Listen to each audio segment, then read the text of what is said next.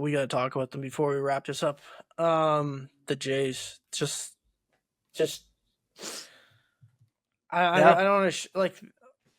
Yeah, I'm just mind blown by them. They swept the Cardinals today.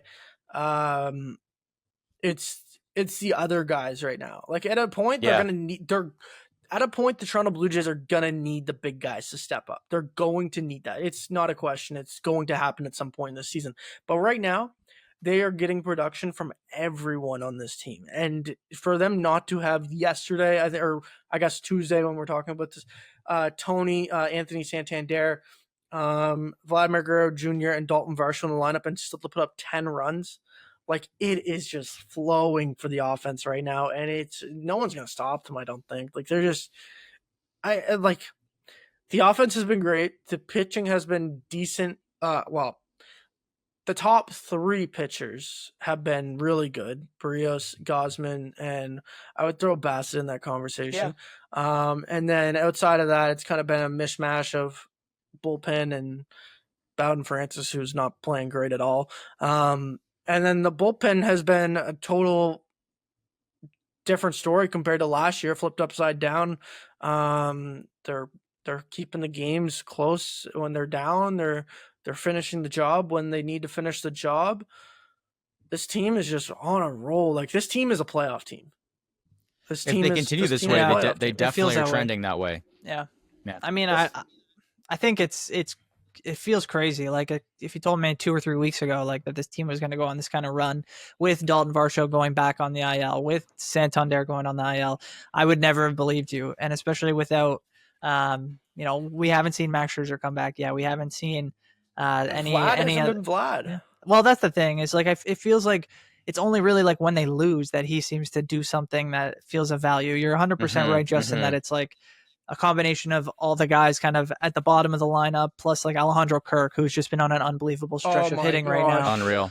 Just winning games, it feels like almost on his own. And yeah, when you have 3 guys that you can depend on in the starting rotation, and then you're getting starts like we saw from Eric Lauer, and you're seeing other guys kind of come in, and the bullpen's been fantastic as well. There's a number of guys that can help this team keep the numbers low on the opposing offense. And if you're getting contributions from guys like Ernie Clement and Aston Barger and all these guys, like what else can you ask for? And yeah, if you start to see that turn and the better players on this roster start to come through, you're really going to see maybe this team take off. And I think they're only like 3.5 games back of the Yankees for first in the AL East, so it's going to be it's not like a wash right now. No, it's going to be a much more interesting summer, it feels like, than anyone was really predicting. So. And that's going to be the biggest takeaway. You're going to have to win those games in the AL East. You can say that every single year, but they're winning against the A's. They've played well against the Phillies. You've played well against the Cardinals, and that's great. That's not to take away of what's going on, but that's going to have to stay within the AL East in order for them to gain ground. I think you guys have touched on it, but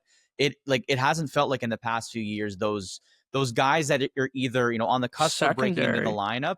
Like the secondary guys, the Bargers, like you said, the Clement's one of my favorite players. I don't know what it is about it. If it's the aura around him, I'm starting to love. I love him. Barger's great too. I mean, look, if he's hitting home runs once every game, every 2 games, like there's no reason to not like him. And the Kirks of the world, I love seeing that guy succeed. The thing is, like Brandon Little is going to be the representative possibly for the Jays in the All-Star game. Which sounds really weird. Like it sounds like a move that the White Sox would do. They're like, let's just throw a bullpen guy in. But it's just that kind of attests to how great he is doing out of the pen and one of the best lefties in baseball. I think that's an incredible thing to take away and kind of look at the next couple of weeks and hope that they can kind of keep the streak going. I think I was looking at it, 12 of the last 14 games are in the W column. I mean, I don't know the last time they've done that. Someone knows that, I'm sure. But it's incredible. They're tied with the Rays, unless the Rays lost today. The Rays won. They were still tied with them for the best record in Major League Baseball in like their last 30 games or something like that. Right. They're ridiculous right now. They're the hottest team in baseball. Before we wrap up this conversation on the Jays, we gotta talk. We gotta have like a 5-minute conversation about Alejandro Kirk. Okay, Captain Kirk is making Kevin Barker eat his words every single day. Like, Kevin Barker has been the hardest person on Alejandro Kirk, in my opinion. Ever since he signed the contract, like, I thought it was a decent contract to begin with, but he thought it was absolutely terrible. He said like this was a waste of money, like he didn't deserve this at this point. He's not going to be a good enough leader. Kirky's just making him eat his words every single day. Like he's on a mashing tear behind the plate, and then defensively, he hasn't looked better. Like this is the best he's looked on either side of the plate, and I wouldn't like. For me, like I'd prefer my catcher to be a little bit more better defensively and like lack a little bit more offense, I would say. But he's been spectacular on both sides of the plate. He's great at getting these runners at second. Like every time I see him try and get a guy down, it's right on the money every single time. That's Alejandro crazy. Kirk is just he's money right now. Like he is like, and he has so much on his plate. Like he has the pitchers meetings he has to go to. He has to do the defensive meeting he has to go to. He has to do with batters. Like he is the captain on the team right now, and when you talk about Captain Kirk, like it is legit. Like he is the guy right now that is like carrying the load for this team, and like both offensively, defensively, off the field with leadership. Like he is the guy. I mean, yeah. I gotta say, I was in the camp where I was concerned about the contract too, because I was like, for that low though. Well, it's just why 6 years, 50 million, or I thought it was like 59. I think it's not so much the money, like it's more like the term that they were going to give him, that kind of term and that kind of more runway. It felt like over the last year, I'm trying to remember exactly what year was his big year, but it was like 2023. Couple years back, yeah, it was like so. I think the last 2 seasons you saw a little bit more of a decline, which I think was worrisome. But for them to have that kind of confidence that he could return to a level that he's been at, and even if it was 80% of what he's done so far this year, would be an acceptable season, and everyone would feel like we're going right back, in the right direction with a guy like that. So it's great to see. And I think, yeah, like it's not only just even you said offense, defense, he clearly is in a top percentage in those categories, but even his framing, everything he does with the pitching staff, he's taking on more responsibility this year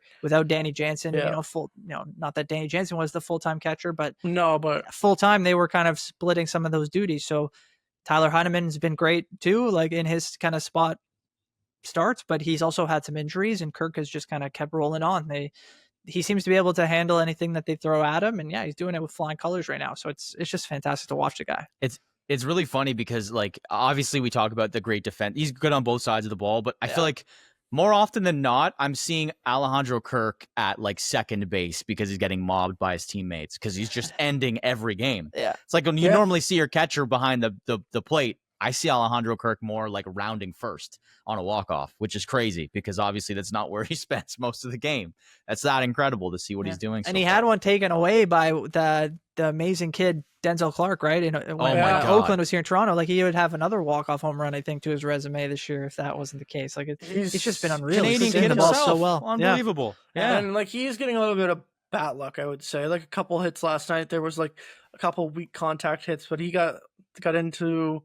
But listen, you're gonna take those breaks, and he deserves them because he's when he gets contact, like it is not just weak contact like we've seen in the past. Like he's really put some power behind that ball right now, and it is impressive to watch him. You got to be good to be lucky, right? So it's kind of the old conversation starter there. So yeah, that's where we left it. Exactly. So it's a fun time, at least for one sport in Toronto. I know there's a lot that we might even, if you're listening to this, we went to Justin Bourne, but there's still like the Leafs side of things, there's the Raptors side of things, different story. So it's fun to be in summer and be able to cheer on the guys in blue. What do you mean? We got Toronto AFC, sorry.